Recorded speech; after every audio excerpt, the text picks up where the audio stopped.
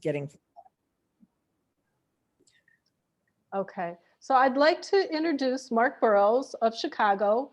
Mark is a retired 40-year veteran Canadian Pacific Railroad locomotive engineer who is also an active member of SMART TD and who served as a delegate for his union's international convention. Since 2011, Mark has been working with Railroad Workers United, an organization formed to bring unity to the voices of the many different unions representing railroad workers in order to more effectively fight for improved safety for railroad workers and the public. In his retirement, Mark continues to work to raise public awareness about these issues. Thank you so much for your time and thank you for joining us tonight, Mark. Thanks for the invite. Well, I was going to try to, I was going to start with describing RWU, but that intro pretty much summed it up pretty effectively. Essentially, we're an organization of rank and file rail workers that, to put it nicely and diplomatically, we feel that our unions, for whatever reasons, that's a whole separate discussion. But the fact of the matter is that we just feel that they're not fighting as effectively as needs to happen, as can happen for our safety and dignity on and off the job. And as the tragedy of Loch Magentic became kind of the poster child for the concept that our safety, a safe work environment, impacts the public, and Loch Magentic is a poster child for what can happen when the perfect storm, when a combination of various factors, generally unsafe factors, come into play. And so we started just kind of trying to inspire and challenge our peers, our co-workers, to break out of this demoralization that common, the company's treating us bad, the union's not doing anything, and challenge and inspire our co-workers and peers with the history of labor, and to empower us to think for ourselves and to act for ourselves, and to start with what we're entitled to in terms of safety and dignity, as opposed to accepting what's just whatever the company is going to give us. And so this was the starting point for how we began, and essentially that the rank and file needs to find our way to unify our 13 different craft unions, and start with the starting point of what we're entitled to, and not what is handed down to us. The major safety issues that we take on, that we've been sounding the alarm on the danger of single employee crews, and as much as the fight against engineer only trains, they're working on no engineers. The industry is already testing autonomous trains, and so fighting for a two-person crew, to hold the line at the two-person crew, it was going to be difficult enough against the single employee crew, but they're going for zero crews. So that we've written a lot about why that's important, and the dangers of engineer only, and they've made it clear they are going after that. What form it takes, when the next battle comes, remains to be seen, but we know it's coming. We can state that as a fact. And fatigue, for years, overworked, and even before precision scheduled railroading, which is kind of the new business model. Uh, um, Fatigue and overwork, long hours, was already a problem, and then precision scheduled railroading, which is kind of an oxymoron, but it's basically the business model of just speed up, more production with less employees, and so the issues of fatigue have just been ramped up exponentially, and this leads to the long and heavy trains. Um, years ago, a 5,000, 7,000 foot train, that was a long train. That was that was considered, if you came to work and you had a 7,000 foot train, okay, got my work cut out for me. And nowadays, it is not uncommon for these trains to be over 2 miles long, 20,000 tons. And what enrages me about this is they went to great lengths to teach us about the physics of in training us how to train handle and get a heavy train, a long heavy train from point A to point B. So they taught us the physics involved to make us more conscientious about our responsibility, and then to see them run these 2 mile plus long trains, 20,000 tons. They know how dangerous it is because they taught us many years ago. And these two, when you're sitting at a crossing for a half hour blocked by a 2 mile long train, the only reason for that is once upon a time, 3 crews might take that train. Now 1 crew is doing the work of what 3 crews used to be: less employees, less benefits. So it speed up, and while most of them get over the road, the fact is the margin for error, there's a very limited margin for error, whether it's operator error, whether and the final issue on safety is deferred maintenance of the track, deferred maintenance of the rolling stock. If the cars, the wheels need to roll freely. If they don't, they can heat up, and then they'll get so hot they'll just break and disintegrate, and that causes a derailment. With a smaller train, if something like that happens, the damage is going to be much less. You might be able to catch it sooner and minimize the damage compared to when something like that happens on a 2 mile plus long train. So then when things go bad, they go really bad.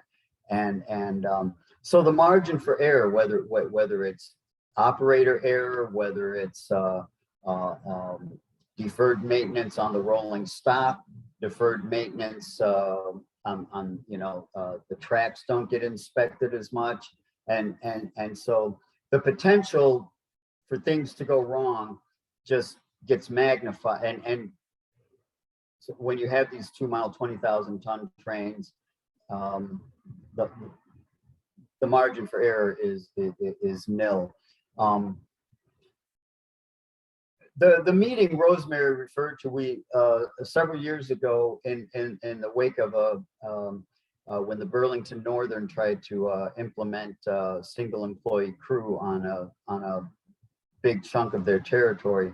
Not only did the workers at the BN resist that, but their wives, their friends, their families, the communities rose up to fight the single employee crew.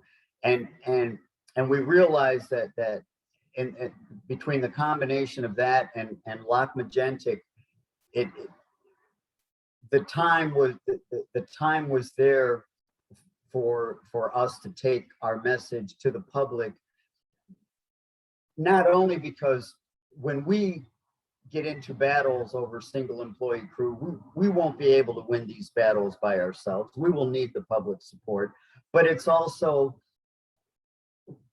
we see it as our moral and ethical responsibility to that people should know what's going on and what communities are up against. When Lock Magentic happened, we weren't surprised. It was a punch in the gut because it's the kind of thing that we always knew could happen. We hoped, we fought in fighting for safety and in fighting against fatigue and fighting against long and heavy trains and fighting against unsafe work operations. This is the kind of disaster we were hoping to prevent.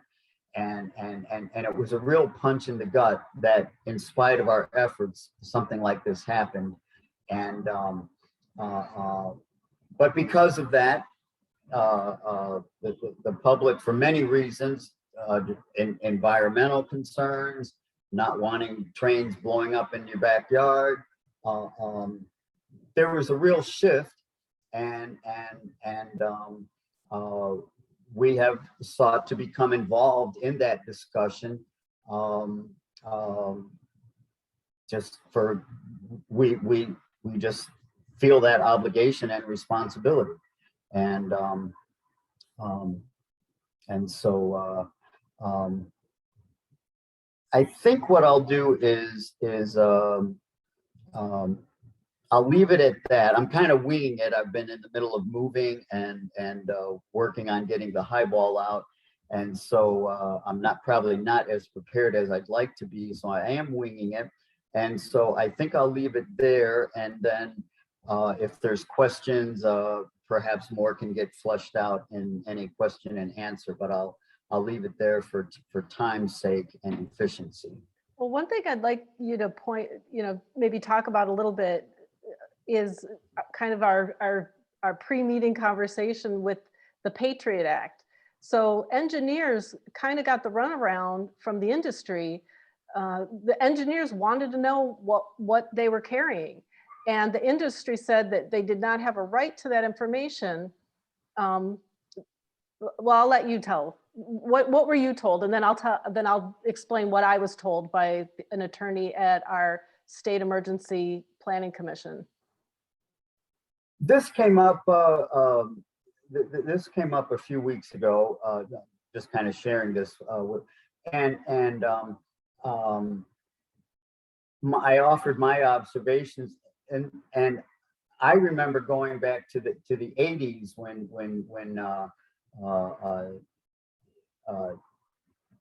nuclear power and after 3 Mile Island and awareness about, in the same way that Lock Magentic heightened people's concerns about oil trains and oil going through their communities. I think it's fair to say that back after 3 Mile Island in '79, that people became much more aware, concerned, conscious of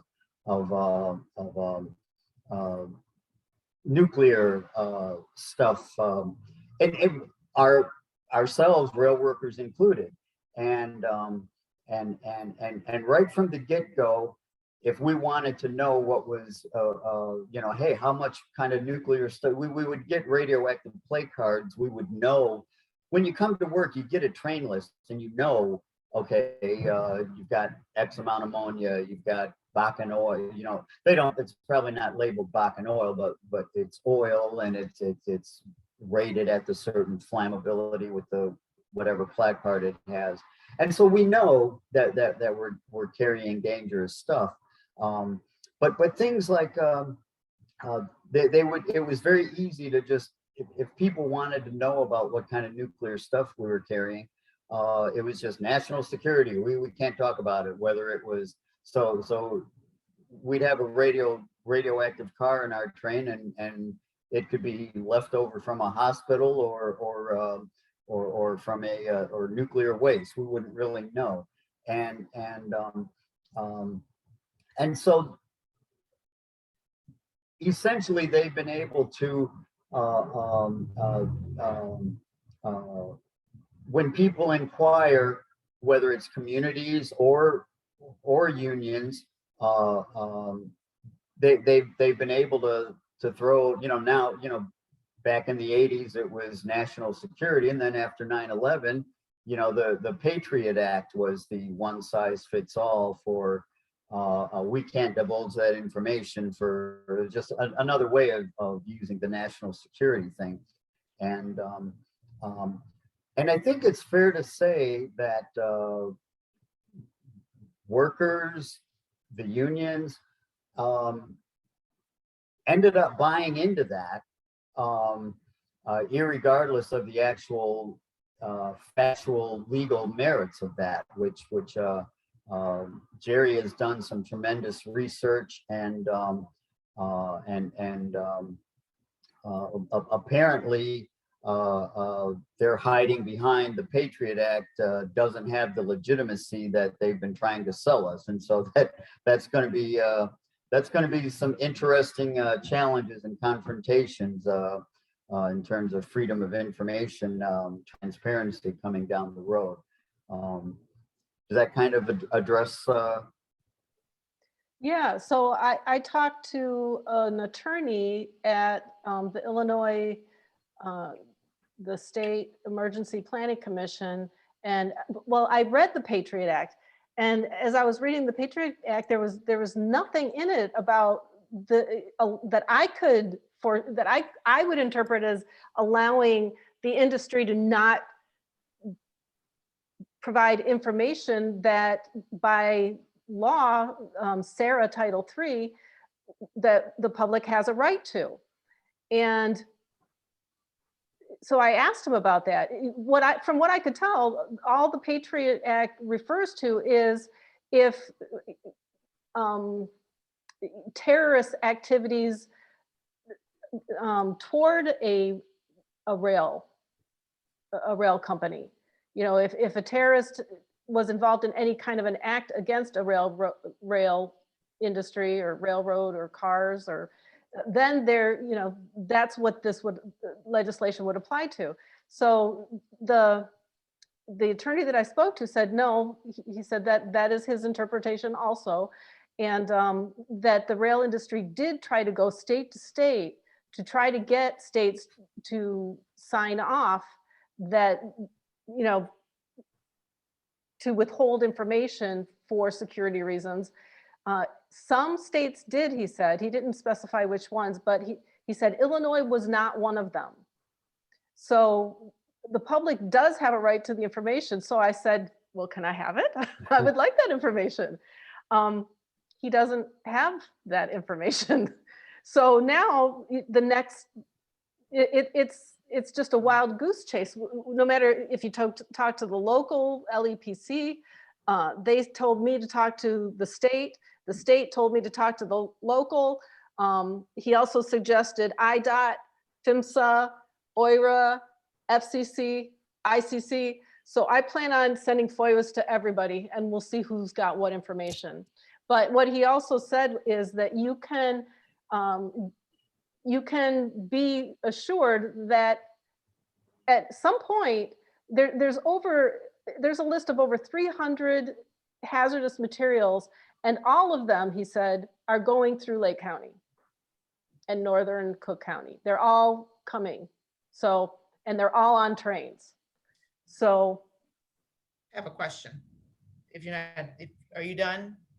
Can I ask? Okay.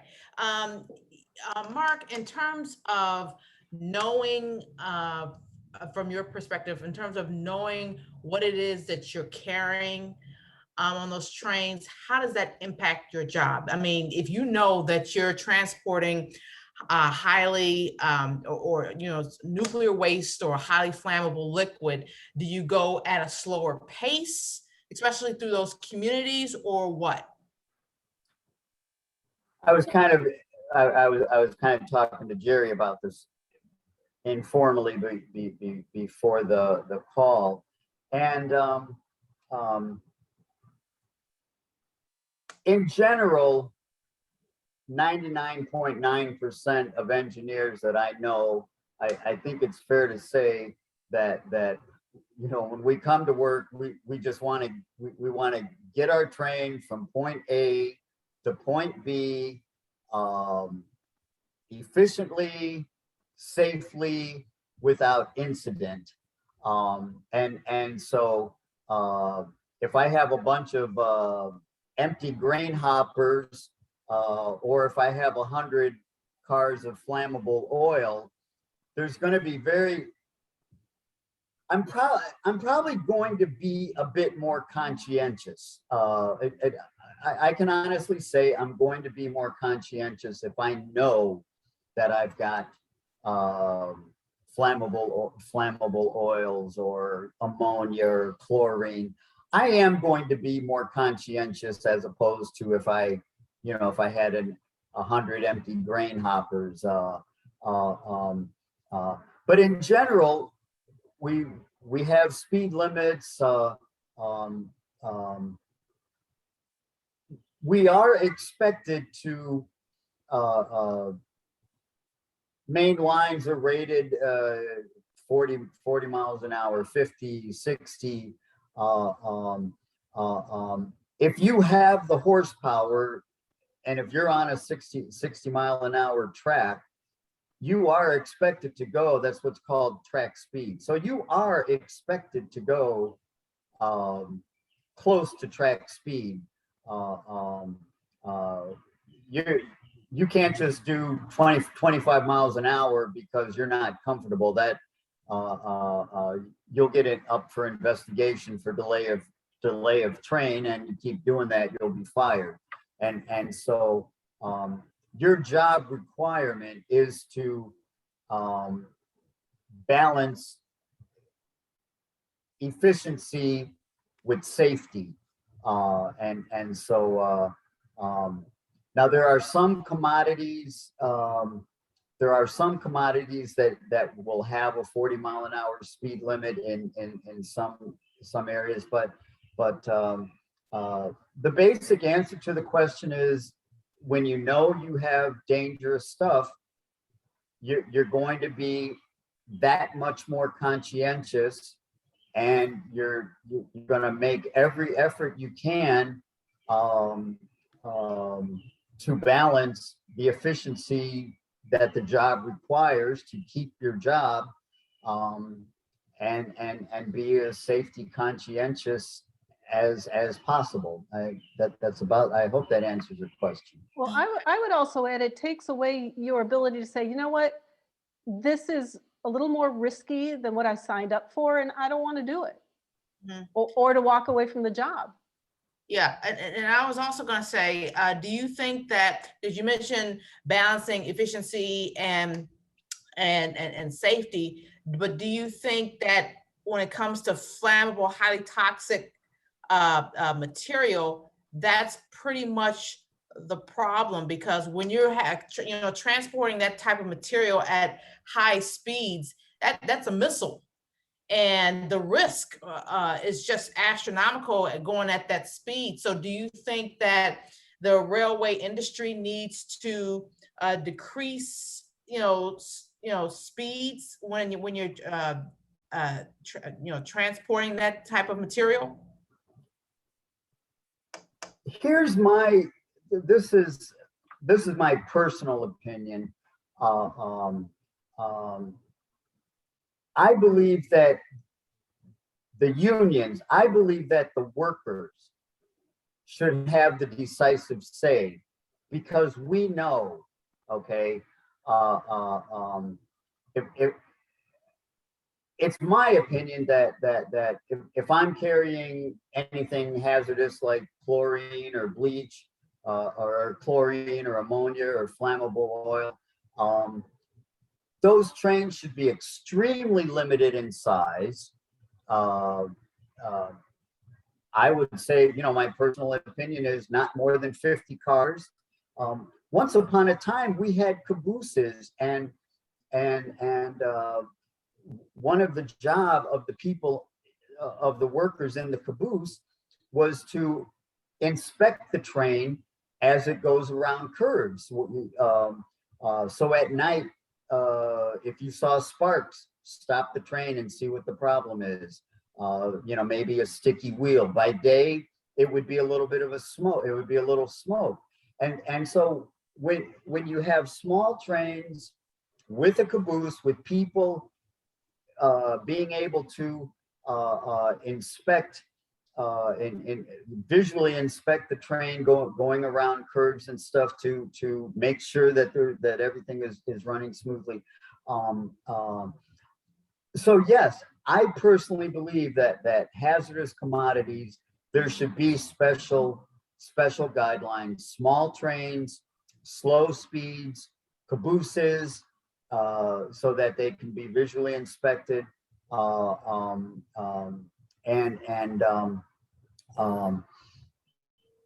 that would take the unions having a decisive say on safety, and we're a long way from that.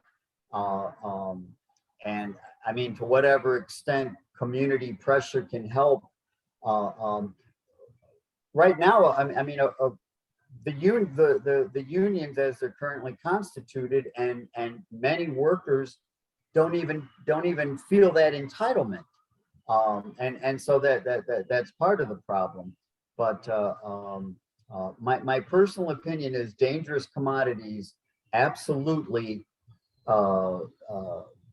special limits in speed and train length should be mandated to maximize the chances for safety, to safely getting from point A to point B, and to minimize the chance. But that would also entail more consistent track inspections of the infrastructure, as well as the rolling stock. So it all goes hand in hand with safety. And at this point in time, we just don't have any say in it, and the railroads pretty much just do what they want, and that's kind of what we're up against. Thank you so much for your answer. Can I jump in on Nicole's point there too?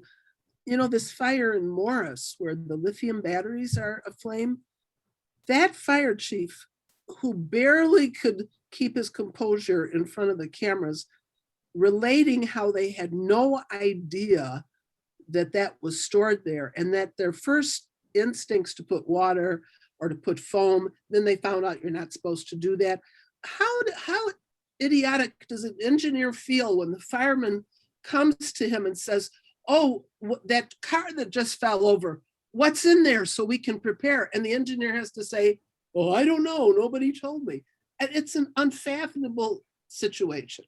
Yeah, I agree. No, the engineer has a manifest with the contents, right, Mark? Yeah, the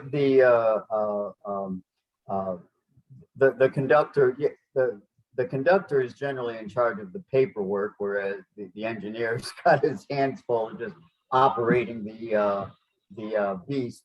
But yeah, so we have a manifest. So for instance, if there were a situation, we would get that paperwork to the first responders as quickly as possible. The problem is A, we got to hope that manifest is accurate. That if it says the 30th car is ammonia, that it actually is the 30th car, and that's why we have roll-by inspections when we leave the yard, to make sure that the train list is accurate. But as with speed up, that just gets rushed along, and it is not uncommon for things to be out of order, and then you handwrite, instead of a new train list, they handwrite it and all that stuff. And so again, if you've got 50 to 75 cars and you need to identify what's in the contents of the 30th or 40th car, it's going to be a quicker process to try to figure that out, as opposed to 200 cars but yeah, in general, we do have a manifest. We do have a manifest that has a lot of that information, hoping that it's accurate. But again, that can take time and getting it to the first responders, and that's assuming that the train crew. Sometimes you have an incident and the train crew is incapacitated. So then you do run into a situation where the first responders are basically fending for themselves. They can try to get the information, from the railroad themselves, but you can imagine that's a time-consuming operation as well.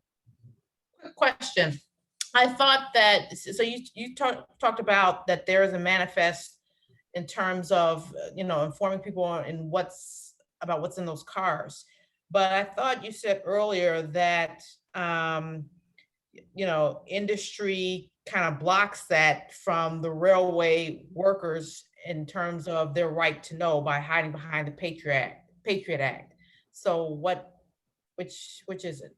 So I'm going to say the communities are going to get blocked much more. When I come to work to take a train, I'm going to know that I have ammonia. I'm going to know that I have chlorine, and they're all given various designations of their flammability, of their inhalation hazard, and so we as the crew are going to know that. The only thing that will be in the dark on is anything military, and if anything radioactive or anything that the Defense Department is shipping, that will be in the dark on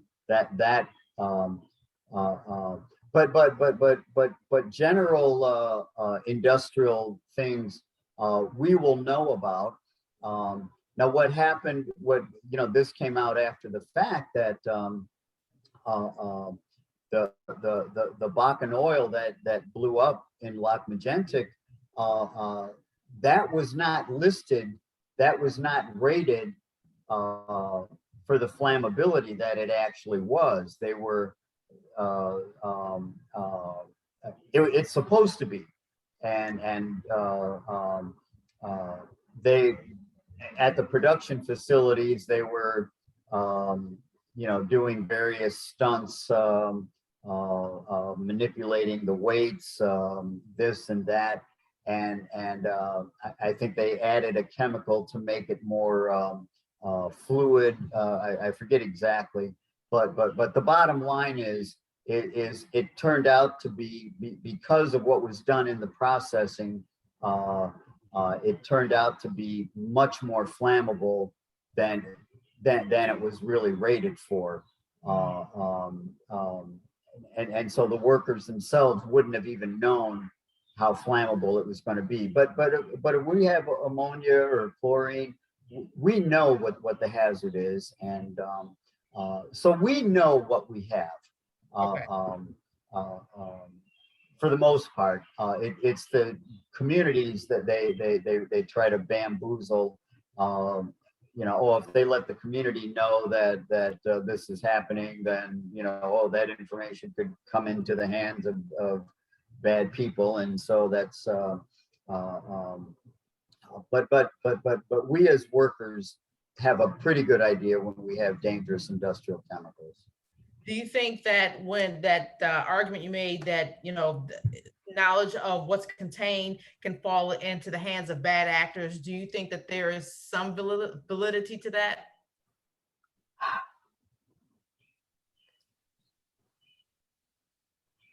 here's my personal opinion. I worked my last 25 years in the Bensonville yard, which is just across the street south of Irving Park from O'Hare, and the access. I mean, we all thought of, you know, especially in the immediate aftermath.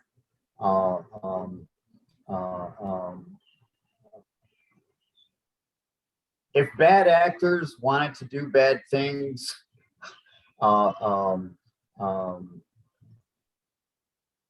they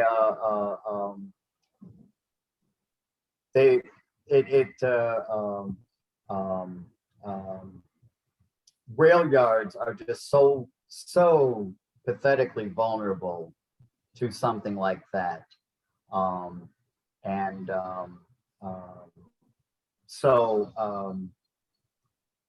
Yeah, I mean, I guess that's my answer. On the one hand, they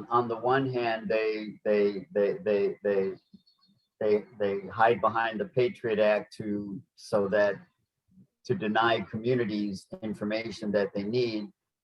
And then on the other hand, in a situation where there really could be a potential hazard for that particular scenario, they're completely indifferent, and so it's really kind of shameless hypocrisy on that particular point. Well, I would also add that I would say that the rail would be no more at issue than any kind of a facility where these substances are stored. And under SARA Title III, the public has a right to know that information. So why would it be any different with the hazardous materials that are transported through our neighborhoods? And in fact, SARA Title III protects that as well. It's just that the industry was hiding behind the Patriot Act. And I remember in 2014, when I was starting to research this, I remember reading about that was in the newspapers, that the people, the community residents, we don't have access to it because of national security. That was a lie. And I do remember reading in the papers later that was a lie. And it was confirmed, in Illinois that does not apply. I mean, I completely agree. Very good point. When I started working on the railroad, at Proviso, the Chicago Northwestern Proviso yard, by one entrance, we had a security gate that we had to go through to go in by a security guard. At the Sioux Line, at the Milwaukee Road Sioux Line yard in Bensonville, people would just walk through to take a shortcut because they'd have to go much further to a public crossing in Franklin Park. If they were on foot or with a bicycle, they would just come right at the Manheim Road exit and just waltz on right through the yard. Once in a while, one of the security police might catch them first, but it was just really free access. It's not supposed to be, but for all intents and purposes, it was, and that's why I say it's kind of hypocritical to hide behind all this stuff to deny this information while the rail yard itself is just wide open with access for anybody and everybody. What, if you had to give some recommendations for a type of security structure on those rail yards, what would you tell, I guess, whoever's in charge of doing that? What needs to happen? What types of security needs to be in place?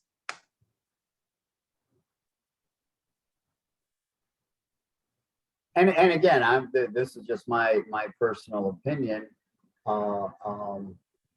You would need to have restricted entry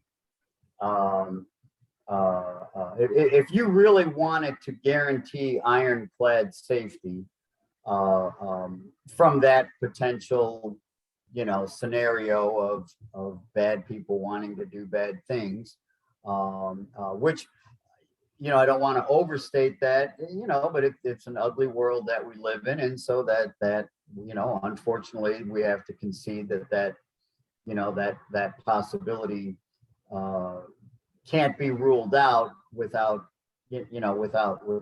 dwelling on it and giving it too much. But in answer to the question, hypothetically, you would have to have a secure perimeter that only designated people are. You'd have to have fences, a secured perimeter, entrance points. But even, for instance, the Sioux Line Yard has a big walkover bridge with going over Manheim, and the Proviso Yard in Melrose Park, this Manheim goes over that as well. And you'd have to virtually put up it's just chain link fence. You'd have to really make that secure. So I mean, it could be done. It would require quite a bit of capital investment, and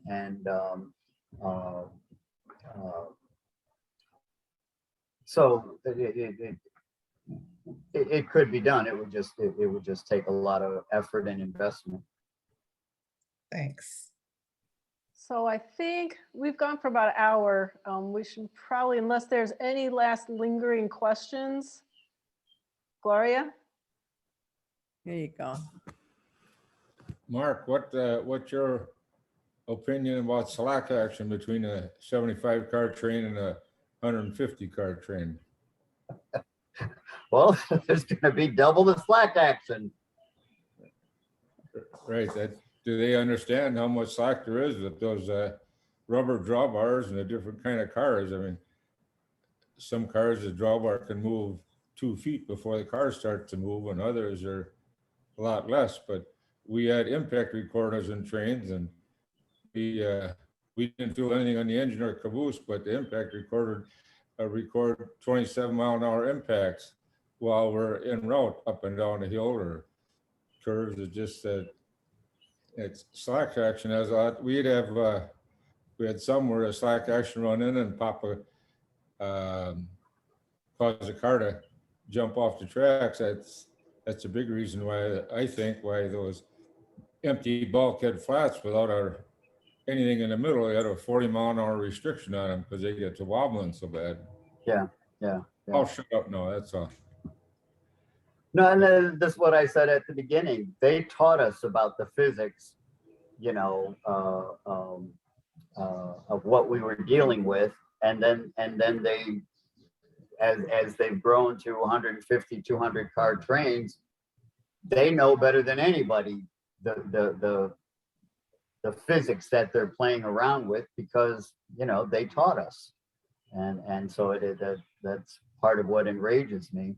And I would just add that when I first trained, my first training trip as an engineer, this old grizzly, I was a scrawny 18-year-old kid with hair down my back, and this grizzly old 50-year-old engineer, said, "I'm going to teach you how to run this train so that you won't, so the conductor can pour his cup of coffee and you won't even spill it."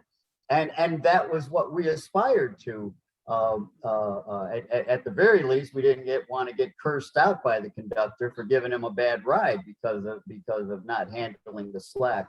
And now what you're referring to, without worrying about making the conductor angry for giving him a bad ride, they just give you these thresholds of don't go over X amount of force, slack running in, don't go over X amount of force slack running out,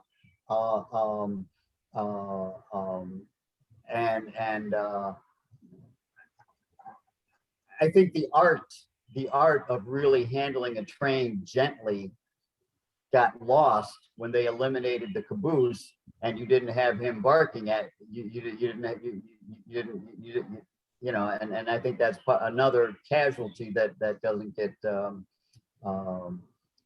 that doesn't get factored in with these ridiculously long trains now. Jerry, Well, I'm mhm. sorry, I had one more question, and it's something that, you know, might not be appropriate for an answer now, but given that we're talking about the fact that a lot of our first responders in all our municipalities are kind of flying blind, like Rosemary mentioned about the battery storage facility, have you been in discussions where there have been, and this is for you as well, Mark, but have you been in any discussions where they've talked about what options might be possible for informing the municipalities, or at least, you know, first responder organizations in those municipalities about what's on these trains? That is in place. That is in place through the CERC. Okay, I can tell you exactly what is reported if you give me 1 second to let me pull it up.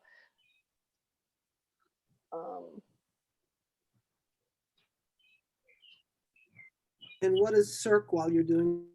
Yeah, it's the State Emergency Planning Commission. So he said rail companies only report when they are carrying over 1 million gallons. Railroad is required to send notification to the CERC and to provide route information, but it's difficult to tell where the rail line actually is. They may get a map, the CERC may get a map of a county with a line going through it to indicate where the route is, which is far from an accurate report. and only if they have 1 million gallons? Only if they're carrying 1 million or more gallons. And the report to the state pertains to a 2-week period of time, and reports are not regular because they only have to report when they're 1 million gallons or over. So, Okay. So it's not really an efficient notification for the most part anyway. absolutely not. Okay, Not in my opinion. well, yeah, Not as somebody who could get blown up or asphyxiated by this stuff. right, exactly. So Mark, I want to thank you so much. You are a rock star. We love you. Thank you. Thank you so So much, Mark. Hey, Thank you. I just want to close real quickly because I failed to mention that, but and it's a little separate from this discussion, but I just wanted to add that we in RWU, we're also citizens of the planet, and we understand that a green future is a life and death question, and we believe that efficient, safe railroading can be a positive contributing factor in a green future, and so we've kind of stepped up our advocacy on that.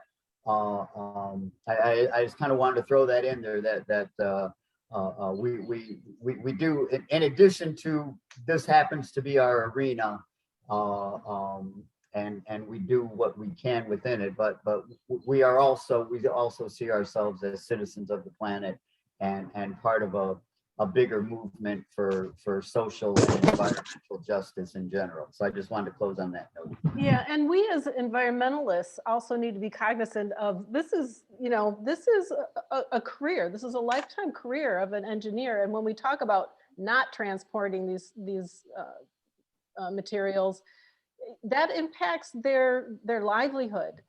And some of this can be done safely. The problem is that the industry chooses not to do it because that would take away from their profits. They are consistently choosing profits over safety.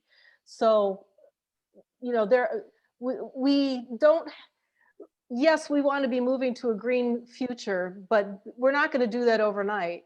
And in the meantime, what we need to be advocating for right now is safety and safe working conditions for our rail workers.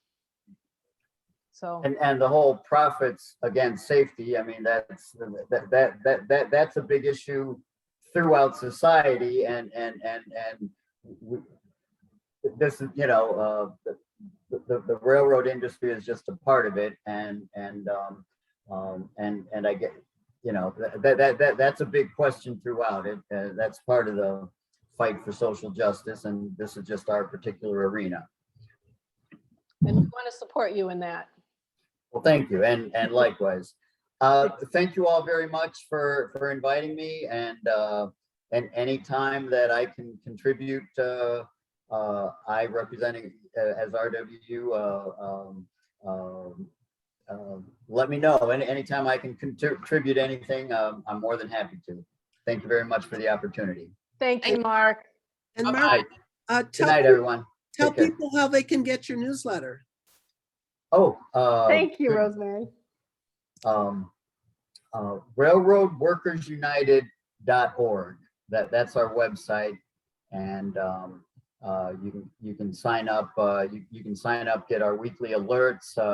You can get we put out an 8-page hard copy newsletter every 3 months, which I'm in the process of trying to get out, and but we also put it out online. It's accessible on the website, and a lot of great information is on our website in relation to a lot more in depth of the various issues. So I highly recommend check out the website railroadworkersunited.org. Thank you, Mark. Okay, thank you very much. All right, good night, everyone. Good night, Mark. Night. Here, I'm going to put the, I'll put the link in the chat here.